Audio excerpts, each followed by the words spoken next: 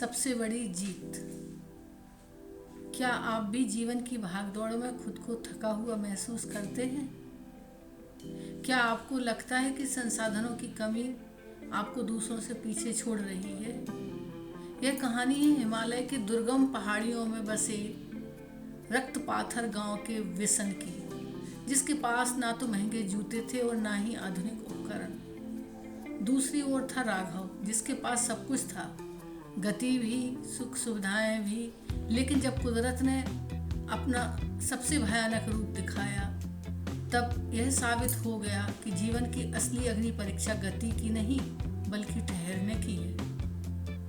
गर्भनाल की यह विशेष प्रस्तुति आपको सिखाएगी कि कैसे कठिन भौगोलिक परिस्थितियों और भारी अभाव के बीच एक इंसान अपने मानसिक ठहराव के दम पर इतिहास रच सकता है। यह कहानी उन सभी के लिए है जो आज के दौर की अंधी दौड़ में कहीं खो गए हैं। हिमालय की गोद में बसा एक गांव था, रक्तपाथर। नाम की तरह ही यहाँ भौगोलिक स्थितियाँ कठोर और निर्दयी थी। साल के 6 महीने यह गांव बर्फ की चोटी मोटी चादर के नीचे दबा रहता था। चारों तरफ नुकीली चट्टानें और गहरी खाइयाँ थी, जहाँ एक गलत कदम का मतलब था अनंत शून्य में विलीन हो जाना। यहाँ विशन नाम का एक युवक रहता था। विशन का जीवन अभाव की एक लंबी फेहरिस्त था। उसके पास ना तो शहर जैसी आधुनिक शिक्षा थी, ना ही कोई सुख सुविधा। उसका पूरा जीवन अपनी बूढ़ी माँ और 2 छोटी बहनों के लिए सूखी लकड़ियाँ और राशन जुटाने में बीतता था। गांव में खेती नाम मात्र की थी और अभाव इतना कि एक वक्त की रोटी के लिए भी प्रकृति से युद्ध करना पड़ता था। विशन का एक बचपन का मित्र था राघव। राघव के पिता शहर में बड़े ठेकेदार थे। राघव के पास सब कुछ था, पक्के जूते, गर्म कपड़े और आधुनिक उपकरण। वह अक्सर विशन का मजाक उड़ाता, विशन तू इस पत्थरों की दुनिया में सड़ जाएगा। जीवन में वह टिकता है जिसके पास संसाधन होते हैं, तेजी होती है। तू तो बस यहाँ ठहर कर वक्त बर्बाद कर रहा है। एक बार गांव में एक बड़ी पर्वतारोहण प्रतियोगिता आयोजित हुई। लक्ष्य था धवल चोटी पर तिरंगा फहराना। शहर से बड़े बड़े पर्वतारोही आए। राघव ने अपनी आधुनिक मशीनें, ऑक्सीजन सिलेंडर और महंगे जूते पहने। विशन के पास सिर्फ पुराने फटे हुए जूते और अपनी पुरखों से मिली एक लाठी थी। राघव ने हंसते हुए कहा, विशन, यह जोश का काम है, ठहराव का नहीं। जो तेज भागेगा वही जीतेगा। चढ़ाई शुरू हुई। शुरुआत में राघव की गति बहुत तेज थी। वह अपनी मशीनों और जोश के दम पर विशन से बहुत आगे निकल गया। विशन धीरे धीरे चल रहा था। वह हर कदम फूंक फूंक कर रखता, हवा की दिशा को समझता और जब थकान लगती तो एक पत्थर पर चुपचाप ठहर जाता। तभी मौसम ने करवट ली। हिमालय की वह मशहूर सफ़ेद मौत यानी बर्फीली तूफान शुरू हो गया। दृश्यता शून्य हो गई। तापमान इतना गिर गया कि खून जमने लगा। राघव, जो तेजी से भाग रहा था, इस अचानक आए संकट में घबरा गया। उसने और तेज भागने की कोशिश की ताकि वह चोटी तक पहुंच सके या वापस लौट सके, लेकिन उसका उतावलापन भारी पड़ा। हवा के झोंके ने उसे एक खाई की ओर धकेल दिया और वह एक सकरी बर्फ की चट्टान में फंस गया। उसके पास महंगे उपकरण थे, लेकिन उसका मन ठहरना नहीं जानता था। वह डर के मारे कांपने लगा और अपनी ऊर्जा चिल्लाने में बर्बाद करने लगा। पीछे से विशन आया। तूफान इतना भयानक था कि खड़ा रहना असंभव था। विशन ने राघव को चिल्लाते हुए सुना, लेकिन विशन भागा नहीं। उसने एक बड़ी चट्टान की आड़ ली और चुपचाप वहां बैठ गया।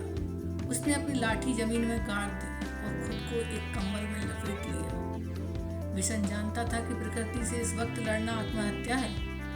उसने अपनी सांसों को नियंत्रित किया। वह बस ठहर गया। वह पत्थर की तरह शांत हो गया। उसके पास ना ऑक्सीजन था, ना ही कोई हीटिंग गैजेट्स, लेकिन उसके पास वह धैर्य था जो उसने अभाव में सीखा था। कई घंटे बीत गए। तूफान का तांडव जारी रहा। राघव की हिम्मत टूट चुकी थी। वह बेहोशी की हालत में था, लेकिन विशन का ठहराव उसे जीवित रखे हुए था। वह बर्फ के नीचे दबने से बचता रहा और अपनी आंतरिक गर्मी को बचाए रखा। जैसे ही सुबह की पहली किरण फूटी, तूफान शांत हो गया। विशन उठा, उसके शरीर पर बर्फ जमी थी, पर उसकी आंखों में जीवन की एक चमक थी। उसने रस्सी के सहारे राघव को उस खाई से बाहर निकाला। जब वे दोनों चोटी पर पहुंचे तो विशन ने तिरंगा फहराया। राघव ने लज्जित होकर पूछा, विशन, मेरे पास सब कुछ था, फिर भी हार गया, तू कैसे टिक गया? विशन ने शांत स्वर में कहा, राघव, तूने गति को जीवन समझा था, मैंने धैर्य को। तू तूफान से भागना चाहता था, मैं तूफान के थमने का इंतजार कर रहा था। पहाड़ हो या जीवन, जो संकट में ठहरना जानता है, अंत में वही टिका रहता है। गांव लौटने पर विशन को विजेता घोषित किया गया, लेकिन विशन के लिए वह पदक मायने नहीं रखता था। उसे समझ आ गया था कि उसके जीवन का अभाव ही उसकी सबसे बड़ी ताकत थी। अभाव ने उसे सिखाया था कि कम में कैसे जीना और मुश्किलों में कैसे ठहरना है। विशन ने गांव में एक स्कूल खोला, जहां उसने केवल किताबें नहीं पढ़ाई, बल्कि बच्चों को मानसिक स्थिरता और प्रकृति के साथ समन्वय सिखाया। उसने सिद्ध किया कि अभाव और कठिन भूगोल अभिशाप नहीं, बल्कि वे मिट्टी है जिनके धैर्य का बरगद उगता है। यह कहानी हमें सिखाती है कि आधुनिकता और संसाधनों की दौड़ में हम ठहरना भूल गए हैं। हमें लगता है कि जो सबसे तेज है वही सफल है, लेकिन वास्तविकता यह है कि जब जीवन के बड़े तूफान आते हैं, चाहे वो आर्थिक हों, शारीरिक हों या मानसिक, तब आपकी गति नहीं बल्कि आपका ठहराव यह तय करता है कि आप टिक पाएंगे या नहीं। असहज परिस्थितियों में शांत हो जाना आपकी सबसे बड़ी जीत है। आशा है विशन और राघव की यह कहानी आपके जीवन में एक नया ठहराव लेकर आएगी।